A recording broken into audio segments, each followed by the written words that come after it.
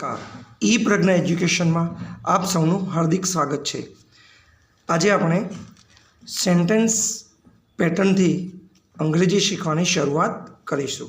तो सौथी पहला सरल और टूंका वाक्यों थी આપણે शुरुआत करिए। जेम के धीस थी वाक्यों बनावीए तो આપણે भाषांतर पद्धतिनो उपयोग करीशुं।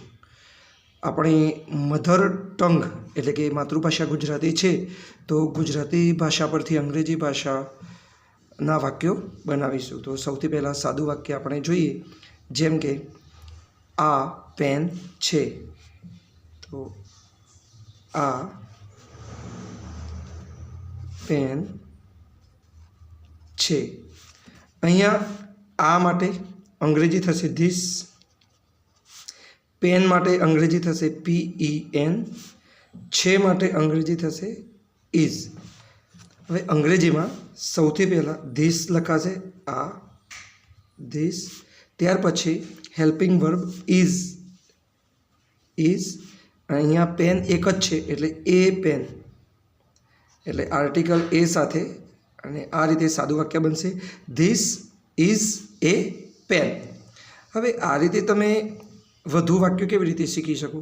તો અહીંયા જ્યારે પણ વાક્યમાં અંતમાં છે આવે છે ત્યારે આપણે ઇઝનો ઉપયોગ કરીએ છીએ અને ઇઝ એ એકવચન સાથે વર્તમાનકાળમાં વપરાય છે। જેમ કે આ પેન છે તો ધીસ એ એકવચન છે અને ઇઝ એ હેલ્પિંગ વર્બ છે। હવે આવા મતલબ કે આ નમૂના ઉપરથી બીજા वाक्यों बनावीए। जेम के आ पुस्तक छे। तो जे रीते आपणे उपरनुं वाक्य बनाव्युं ते ज रीते धीस इज ए बुक। कारण के आ छे नुं अंग्रेजी धीस इज अने पुस्तकनुं अंग्रेजी बुक एटले वाक्य थई गयुं। तेवी ज रीते आ खुर्शी छे। तो सौ प्रथम आ छे तेनुं अंग्रेजी आपणे करीशुं धीस इज अने त्यारबाद ए चेर।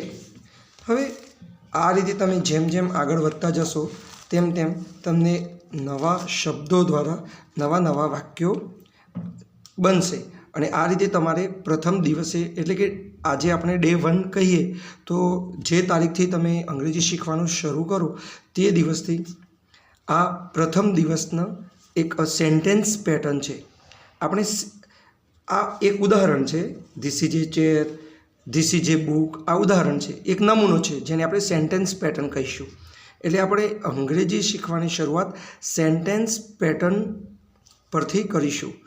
હવે આવા તમે બીજા વાક્યો બનાવો જેમ કે આ મારું ઘર છે। તો વાક્ય હવે થોડુંક લાંબુ થયું। આમાં વધારાનો શબ્દ કયો આવ્યો? મારું।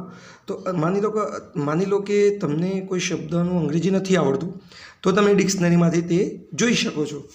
તો ધીસ ઇઝ મતલબ કે આ છે મારું ઘર મીન્સ માય हाउस।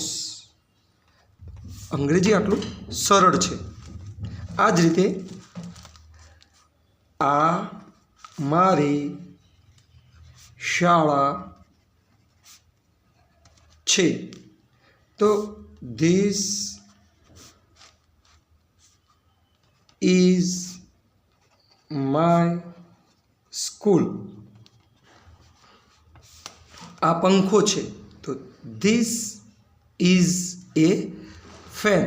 हवे आज प्रकारे तमारे जाते वाक्यों बनावाना छे अने ते कॉमेंट द्वारा मने मोकलशो।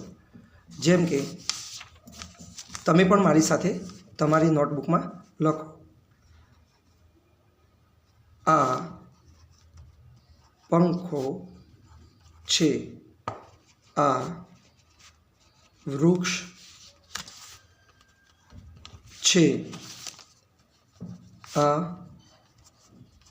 છોકરી છે, આ છોકરો છે, આ ખોટું છે,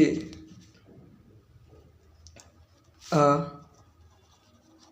સાચું છે. આ રીતે તમે ઘણા બધા વાક્યો બનાવશો તો આ જે પેટર્ન છે તેનું દૃઢીકરણ થઈ જશે. હવે આપણે જોઈએ કે ડે 2માં હવે કેવી રીતે શું કરશો તમે. તો માની લો કે હવે ડે 2 એટલે પ્રથમ દિવસે માની લો કે તમે 50 વાક્યો બનાવ્યા, 100 વાક્યો બનાવ્યા. તો ત્યાર પછી ડે 2માં ધીસથી વાક્યો બનાવ્યા તે જ પ્રમાણે ધેટથી પણ બને. જેમ કે જેટલા વાક્યો તમે બનાવ્યા તે એ આપણે ફરીથી રિપીટ કરીએ તો પેલું મારું ઘર છે. તો અહીંયા ફક્ત તમારે પેલું તેનું અંગ્રેજી શું થાય તે જ શીખવાનું રહેશે. બાકીનું તો તમને આવડે જ છે. તો પેલું માટે ધેટ, છે માટે ઇઝ, ઘર માટે હાઉસ, મારું માટે માય. અને આ રીતે થશે ધેટ ઇઝ માય હાઉસ. હવે આગળ માની લો કે પેલી ખુરશી છે. તો વાક્ય કેવી રીતે બનશે? That is A chair. તો હવે આવી રીતે ડે 2માં ધેટવાળા વાક્યો તમારે બનાવવાના રહેશે. તો તે માટે વાક્યો લખી લો. પેલી ચકલી છે, પેલો પોપટ છે,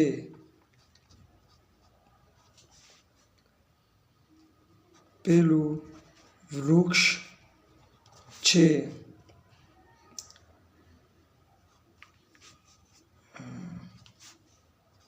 પેલો મોર છે, પેલો હાથી છે. આ રીતે તો જાતે આ વાક્યો તમે બનાવશો અને કોમેન્ટમાં મને મોકલશો. હવે ડે 3 માટે આપણે નેક્સ્ટ વિડીયોમાં મળીશું. જય હિન્દ, જય ભારત, અસ્તુ.